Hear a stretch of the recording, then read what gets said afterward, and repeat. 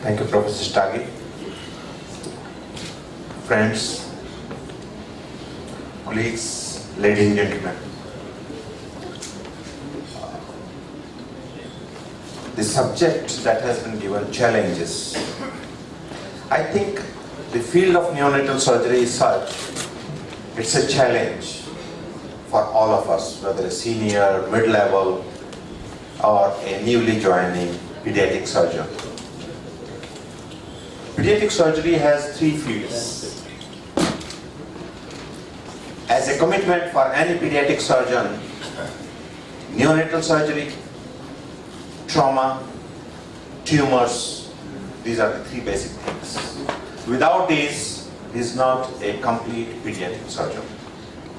When we talk of neonatal surgery, it has its own challenges. When we talk what is neonatal surgery, why challenges?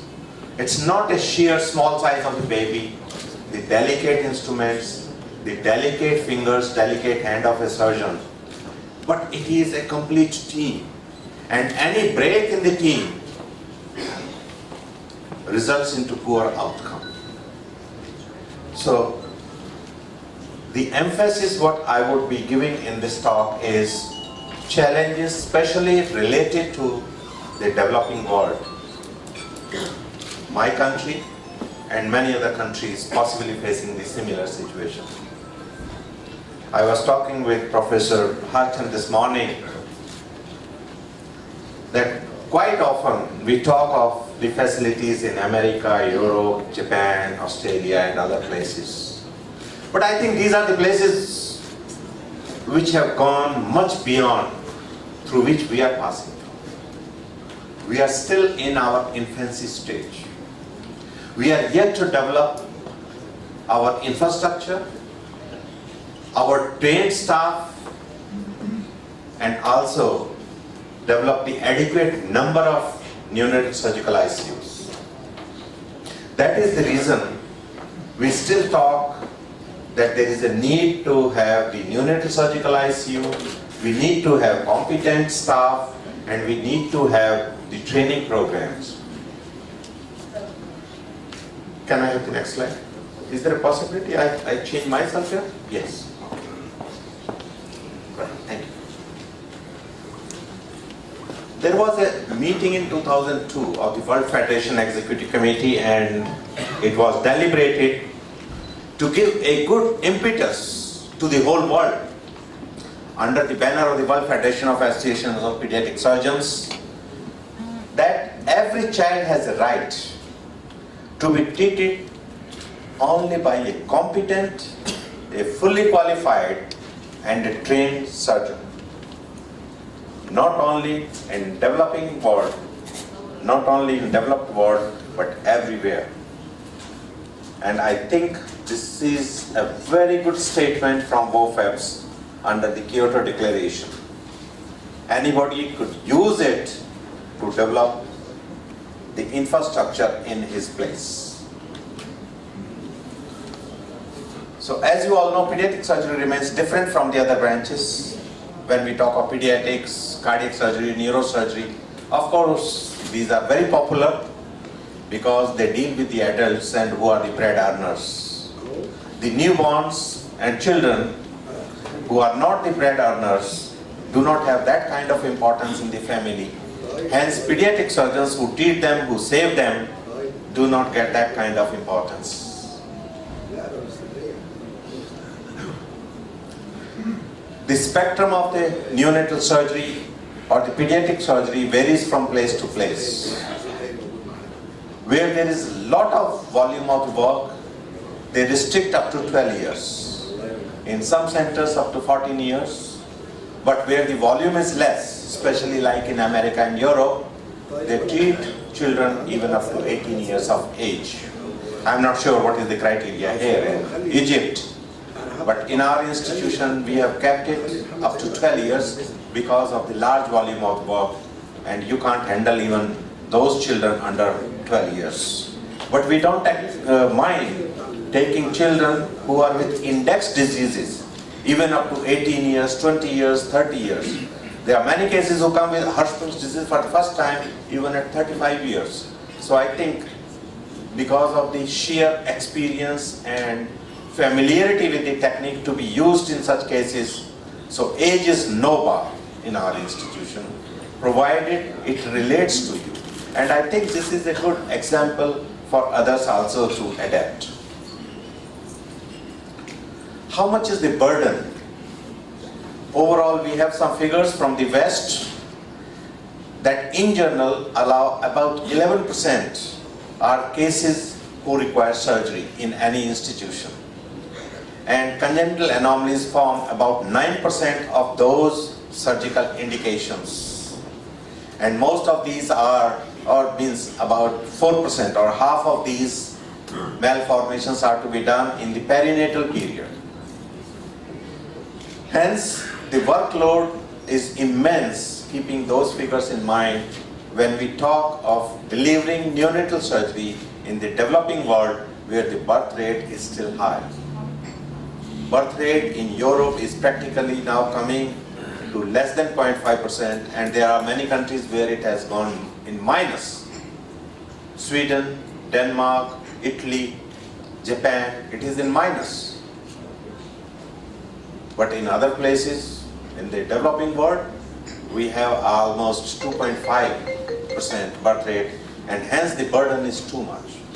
If we talk of the malformations, almost 2% of the babies are born with malformations. 1% with major malformation, 1% with very minor or insignificant malformation. Even if we take 1% major malformations, about 10% of these require serious or urgent management. And 1% of these is so much serious that they require urgent surgery, otherwise they will die. And if the birth rate is 2.5% and the population is much more, I think 90 million in Egypt, and we have more than 1250 million now in India, you can imagine the volume of the workload that is subjected because of the neonatal surgery. So that forms a major challenge. This slide shows the spectrum of malformations or the anomalies that we see in our institution. In the Department of Pediatric Surgery, that we have a separate neonatal surgical ICU. Ours was the first one in the country in 1979-80 that we established the ICU. This was the first to create the attention of the whole country that if you want to do neonatal surgery, if you want to promote neonatal surgery, if you want to save the babies after surgery in neonatal period, you have to have the services of neonatal ICU, manage your own, know the complications, your own surgery, and then detect them early, manage them under your own care. And many other centers then followed, and now I think there are several centers in the whole country that they have developed neonatal surgical ICU. Those who have not been able to develop, they share their ICUs with the neonatologist. And that is the pattern in the West and in America. To establish neonatal surgery, the cost is a prohibitive factor. The administration,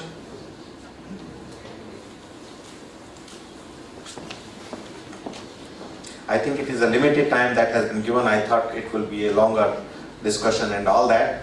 So I think to give the emphasis on the neonatal surgical ICU has to have three things. The staff, that should be competent. Second, it should be space, that should be practically in continuity of your surgical services, surgical ward. And third is the infrastructure. Infrastructure in the form of the incubators, the ventilators, the monitors, the infusion pumps, the oximeters, the phototherapy units, and these are the basic things which are needed. But a full-fledged neonatal surgical ICU establishment is a very technically demanding, very specialized job.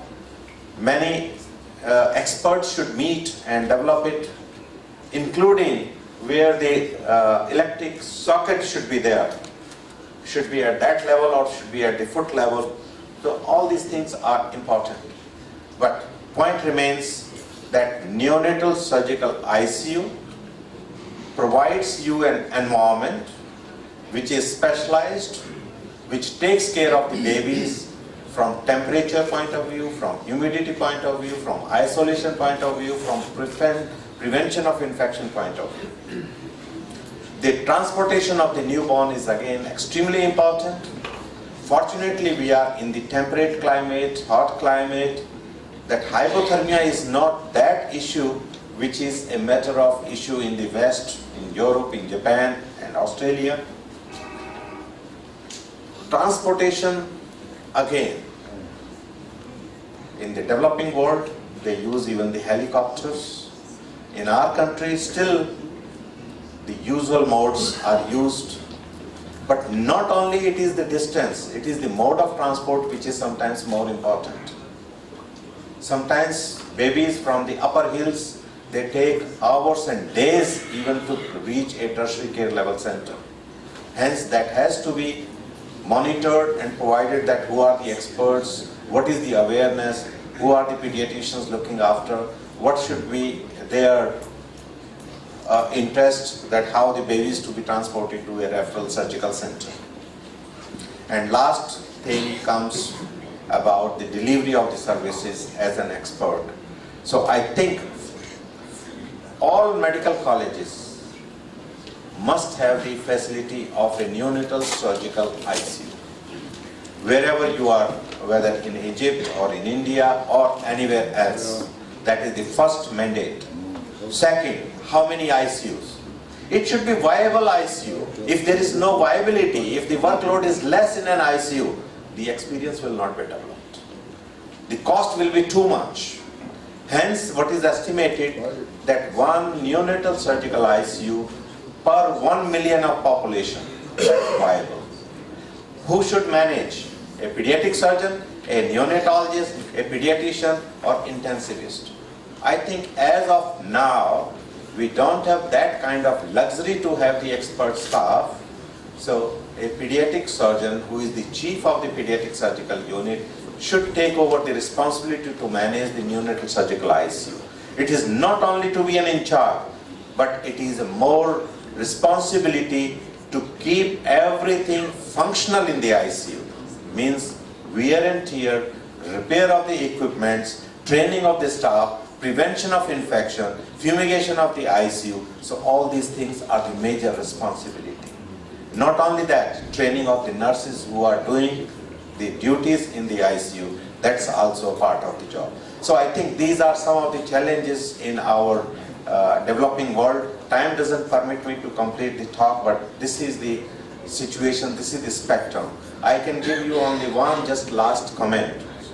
1980, when pediatric surgery, neonatal surgery was in its infancy stage in India, our mortality rate, say for TF, was almost 80%, all cases combined.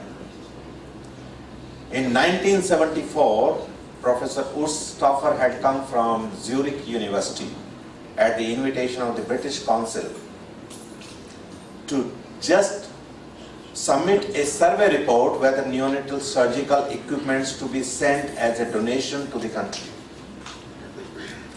He visited Delhi, Calcutta, Mumbai, Chennai, 4 major metros, submitted his report that neonatal surgery should not be allowed to develop in developing world.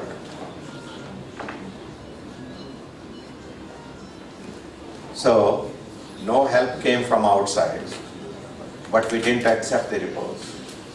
We established our own neonatal surgical ICU. We provided the training to the pediatric surgeons under our training. And today, after almost 35 years, it's one of the best neonatal surgical ICU year after year after year. and our survival has improved of TF from 20% to now 95%. Not from today, but over several decades in the past. So I think everybody has to see what is the challenge before him, what is the facility available, what are the limited resources available, and within those frameworks one has to use all these for the ones, whatever services you want to deliver, you can deliver. But aim should remain, develop the infrastructure, monitor yourself, maintain the wear and tear, provide the training programs, and that is how the survival of the babies can be improved in the course of time. Thank you very much.